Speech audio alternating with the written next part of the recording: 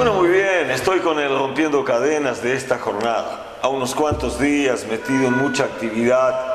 Abril, un mes bastante complicado, pero hoy tenemos la oportunidad de llegar hasta ti y quiero llegar justamente a tu corazón con un mensaje de esperanza que te lleve a entender que las cosas, aunque se hayan puesto complicadas, aunque hayan sido marcadas por la imposibilidad, por la incapacidad, por la falta de fuerzas, pueden cambiar si uno mira para la dirección correcta y se hace los ajustes espirituales, psicológicos, anímicos, emocionales y físicos que uno debe hacer para vivir bien. Acordándonos siempre que es el deseo de Dios que nosotros seamos personas felices, que es el deseo de Dios que tú y yo podamos tener logros, tener conquistas, alcanzar situaciones que tengamos que festejar y que ciertamente tengamos muchas cosas para agradecer. Una de las cosas que marcan mucho la vida del hombre son las llamadas imposibilidades. Y ahí las tenemos en la orla física del hombre, en la esfera emocional, en la esfera psicológica, bueno, y en la espiritual. ¿Quién ya nos dijo alguna vez, pastor, no lo puedo tragar a ese hombre? ¿Quién ya nos dijo, mira, intenté perdonarlo, pero cada vez que lo veo, ¿no?, me revienta el argentino de adentro? Bueno, algo así, ¿no? Uno siempre enfrenta limitaciones y enfrenta una serie de cosas que a veces lo dañan y le muestran a uno la imposibilidad o la falta de fuerzas o la incapacidad que tiene, apuntando muchas veces a que uno le ponga el ojo a Dios, que entienda que el hombre necesita de Dios, que el hombre fue programado para vivir conectado a Dios y que este vacío interior terrible que el hombre siente pueda ser llenado con la presencia, con el estar de Dios, con la comunión con el Padre, con el amor de Dios, con la paz de Jesús y lógicamente con el consuelo sin igual del Espíritu Santo. Bueno, hoy quiero hablar justamente de esas imposibilidades y de lo que está presente en la vida del hombre cuando el hombre se siente marcado por la imposibilidad. Tantas frases que han sonado y que hacen eco aún a lo largo de la historia de la humanidad. Pastor, yo quise conseguir una vida próspera, pero no pude. Pastor, yo quería manifestar mi opinión, pero la gente me obligó a callar. Pastor, yo quería ser diferente, pero no pude cambiar. Pastor, yo quería que todo terminara de otra forma, pero las cosas fueron sucediendo de tal forma que terminamos como terminamos. ¿Sabe? Muchas veces estas situaciones son usadas por Dios, utilizadas por Dios como verdugos en la vida del creyente. Y los verdugos, llamados verdugos, solo están presentes en la vida del hombre cuando el hombre tiene un mal en su vida, cuando el hombre tiene algo que resolver o cuando Dios te lo permite para llevarte a una situación tal que tú vengas a entender que solo en Dios vas a encontrar la salida. La Biblia habla de centenas de situaciones como estas, pero hay una situación cortita y la quiero usar justamente para ilustrar esto. El libro de Mateo, en el capítulo número 9, allí por el versículo 32 al 34, cuenta esa historia. Y el título de esa historia dice, el mudo habla. Bueno, es una de las tantas historias en que Jesús se sale con las suyas. El ciego ve, el mudo habla, el paralítico se levanta y carga su cama, el que era marcado por la posesión demoníaca se hace libre y se va a su casa, y así las cosas son restauradas. El que tenía fiebre se sana. Bueno, cada forma, cada oportunidad, en cada momento, Dios actúa de una forma como para enseñar a los judíos que Él no era preso a formas ni a fórmulas, pero Él tenía sí en Él el poder, el talento y la capacidad de cambiar todo. Jesús venía de un tiempo de conquistas, ¿no? Él venía enseñando, llamando gente, formando su ministerio, y de repente comienza la explosión de la cura de la hija de Jairo, la mujer que toca el manto de Jesús y se sana de un problema que la marcaba a años. Enseguida se encuentra con los ciegos y los ciegos reciben vista. Y mal salen los ciegos de la presencia del Señor, del Maestro, de nuestro Redentor, se le presenta el mudo. Bueno, y dice la Biblia, mientras salían ellos, está hablando de los ciegos, dice, he aquí le trajeron a un mudo, endemoniado. Y echado fuera el demonio, el mudo habló, y la gente se maravillaba y decía, nunca se ha visto cosa semejante en Israel. Pero los fariseos decían, por el príncipe de los demonios, echa fuera los demonios.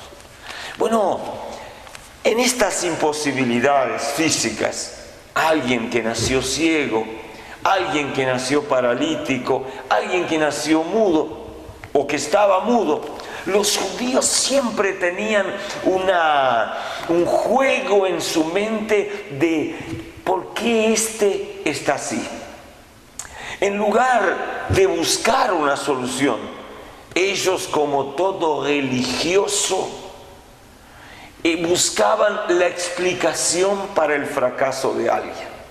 En determinado momento, en los ciegos, cuando se sucedía que se presentaban a Jesús y se hablaba a veces que algún ciego era nacido ciego ya de nacimiento, ellos venían a Jesús y le decían, ¿quién pecó?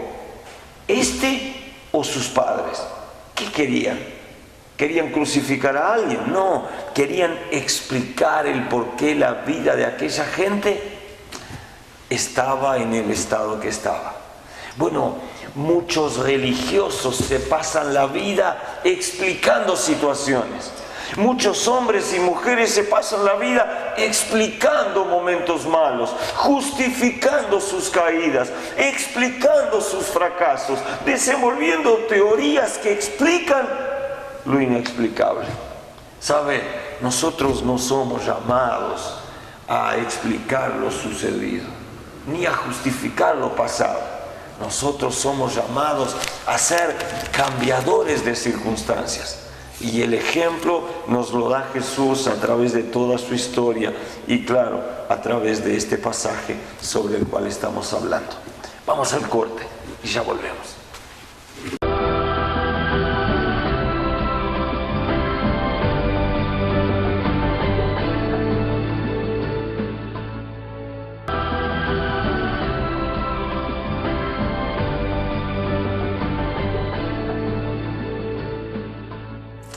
Bueno, hablábamos en la primera parte de esto sobre la actitud que algunos religiosos tienen de intentar explicarle a la gente por qué la gente está como está. Y no solo religiosos, la propia persona a veces se justifica en su fracaso, en su mala decisión, en el haberlo perdido todo, en haber fracasado en alguna situación, en una quiebra familiar, en un divorcio. Y bueno, y las explicaciones son muy variadas. En esta situación estamos hablando de un mudo. Y Jesús estaba desenvolviendo su fama. Él estaba ya famoso, había sanado a varias personas, y la gente, cuando sabe que el lugar o que la persona o que quien está presente tiene capacidad de cambiar cosas, empieza a traer sus problemas a esa persona. Habían salido los ciegos que se habían sanado y la gente le trae al mudo.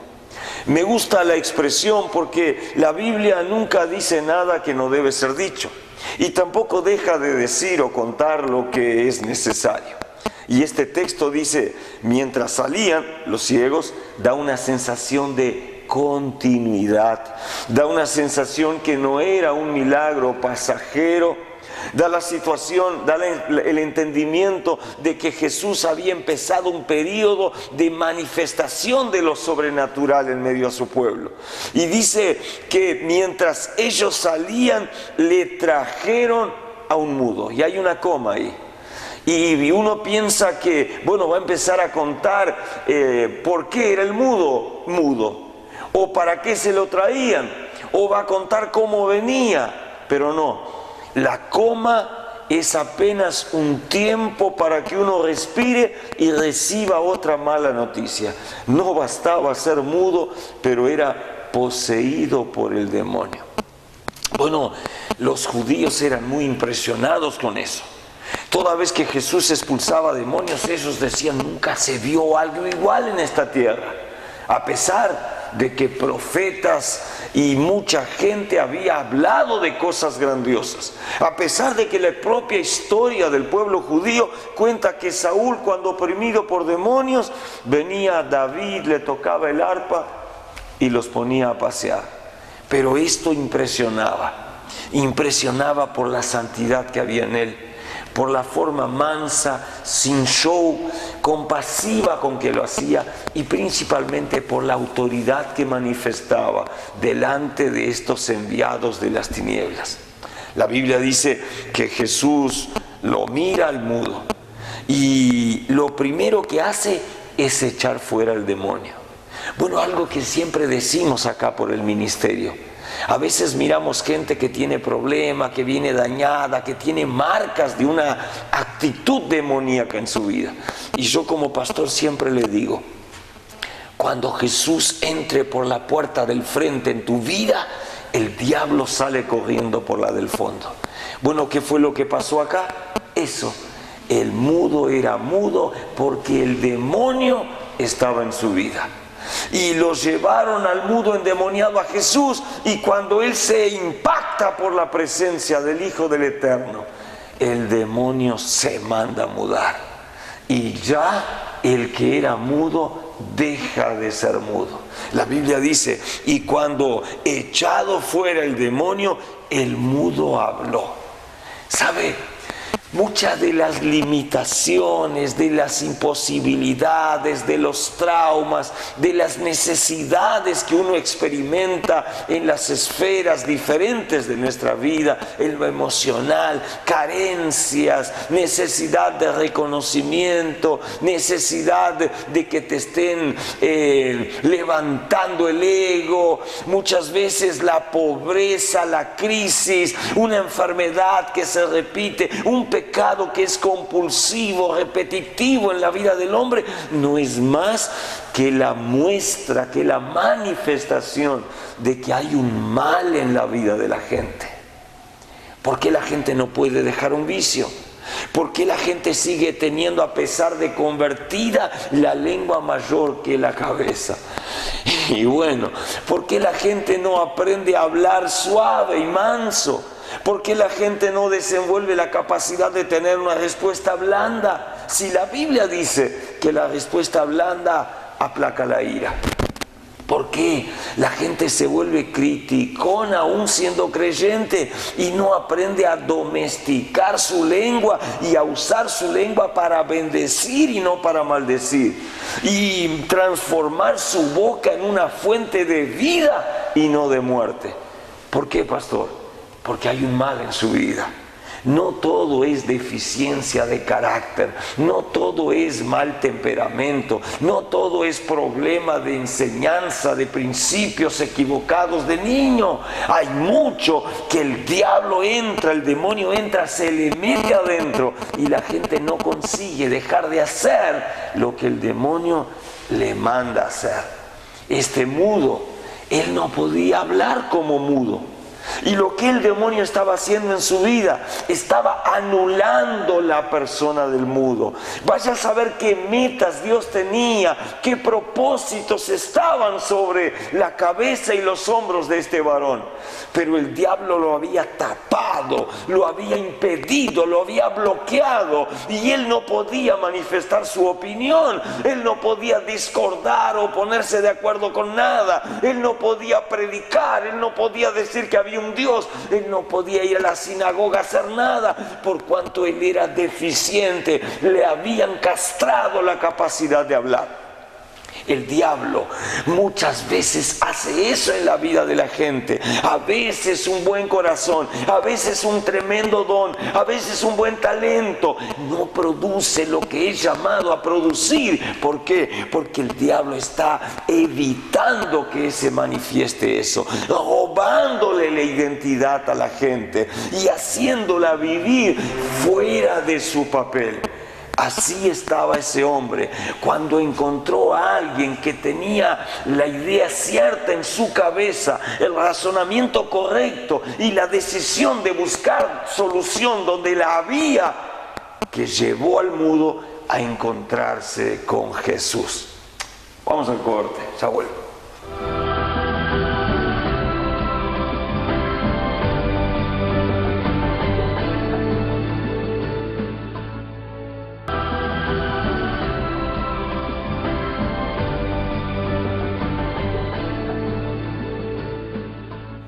Bueno, muy bien, estamos en la parte final de esta Rompiendo Cadenas.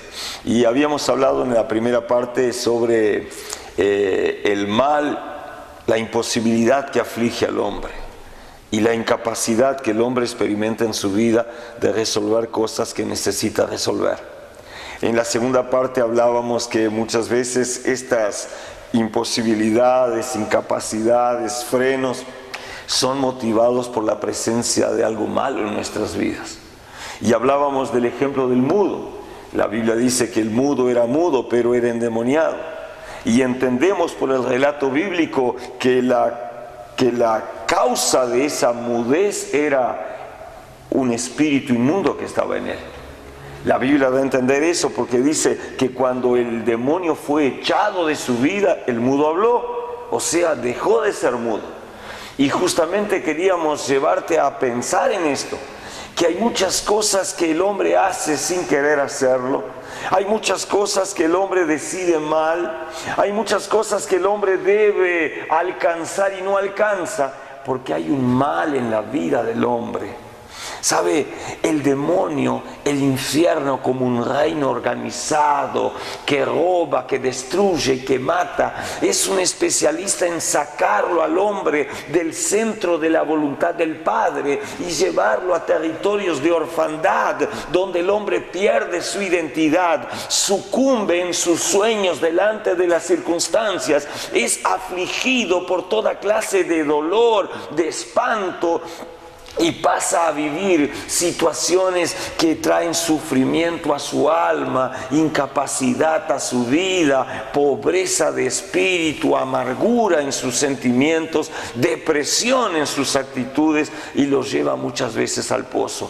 ¿Por qué? Porque el mal viene para matar, para robar y para destruir. Jesús lo enseñó.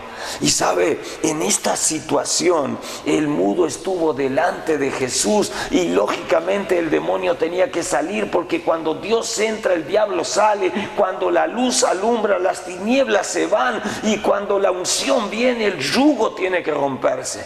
Y el mudo habló, no dice lo que habló, pero la gente dice que se maravillaba con lo que Jesús había hecho. Dice que nunca se había visto cosa semejante en Israel. En verdad se había visto. Pero los incrédulos se olvidan de las grandes cosas que Dios ha hecho. Vea, Jesús estaba rodeado por religiosos incrédulos, duros de corazón. La multitud que seguía a Jesús no era exactamente una multitud creyente, era una multitud guiada por la confusión, guiada muchas veces por la necesidad de ver, por la curiosidad, pero no por el amor a Jesús. En muchos pasajes bíblicos la historia se cuenta diciendo: Jesús iba a tal lugar con una gran multitud y con sus discípulos. O sea, hay diferencia entre estar en la multitud y en ser discípulo. Hay diferencia entre estar ocupando el banco de una iglesia y ser verdaderamente convertido. Hay diferencia entre ser un obrero y ser un obrero aprobado. Hay diferencia entre decirse cristiano y ser verdaderamente un cristiano. Bueno, esto es fuerte y da para mucho, pero sabe, me gusta porque cuando la gente se maravilla, la gente está reconociendo que Jesús es alguien diferente.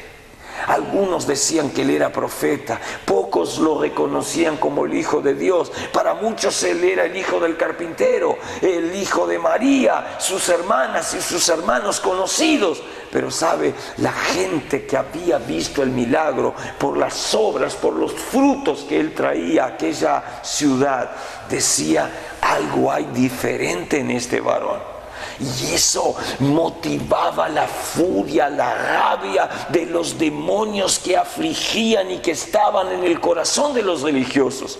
Ellos se levantaban y en lugar de reconocer verdaderamente la gloria de Dios está sobre ese hombre, Isaías hablaba de alguien que iba a tener los 7 espíritus de Dios, la plenitud de la presencia del Padre sobre él. Él es Dios con nosotros. Sería tan lindo si sucediera.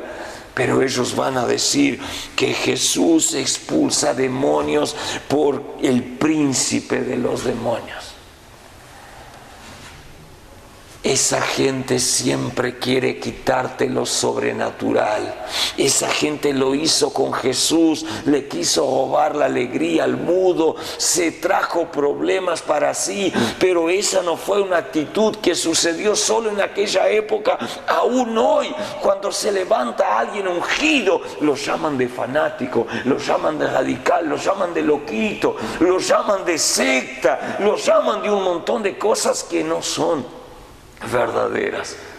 Yo recuerdo cuando comencé el ministerio, algunos tuvieron la capacidad de decir que yo era una secta. Linda secta donde camina Jesucristo, libera gente, transforma vidas, recupera casamientos, pone familias en pie, saca gente del pozo y se expulsan los demonios. Qué lindo que hablaron esto de mí. Porque la gente que habló eso y los que se levantaron contra mí, contra todo ungido, y así con Jesús lo hicieron también, tuvieron un día que juntarse en el estadio o en el cordón de la vereda, como te quede más a gusto, y aplaudir y reconocer que había algo especial en aquel que no había sido reconocido ni visto. El mudo podía escuchar a los fariseos decir, te sacaron los demonios por demonios. Pero el mudo confesaba, ese fue Jesús, Él me cambió la vida, Él llegó a mí cuando yo era mudo, yo no podía hablar, no podía decir quién soy, pero ahora puedo todo, porque Él ha llegado a mi vida. Quiero decirte que si estás enfrentando momentos como estos, en que en tu identidad se perdió, en que te han robado la alegría, la esencia, la fuerza de tu vida, el sentido de tu caminar, necesitas desesperadamente tener un encuentro con Jesús. Cuando Él entre a tu vida, el mal sale, el demonio huye, la imposibilidad cae por tierra, la falta de fuerzas, el desaliento sucumbe y tú empezás a descubrir que aquel que llegó a tu vida y ocupó el lugar de honra en tu corazón no es apenas un profeta, no es el que echa demonios por príncipe de los demonios, pero es el verdadero Hijo de Dios, Redentor nuestro, Dios con nosotros, Salvador del mundo, que ha venido para cambiar tu vida. Aplaudo esta decisión y ese momento en tu vida. Bueno, estoy encerrando. Mi desafío es que busques un lugar donde no se hable mucho de teología, pero se pueda hablar de alguien llamado Jesucristo que transforma vidas. Y quiero por oportuno ponerte a disposición las puertas del ministerio Venciendo en Cristo. Yo soy el pastor Rubén Noguera, soy pastor en este lugar junto con mi esposa Rosane y estamos siempre con brazos abiertos para ayudarte y mostrarte el camino, porque el camino es Jesús. La Biblia lo dice y yo le creo.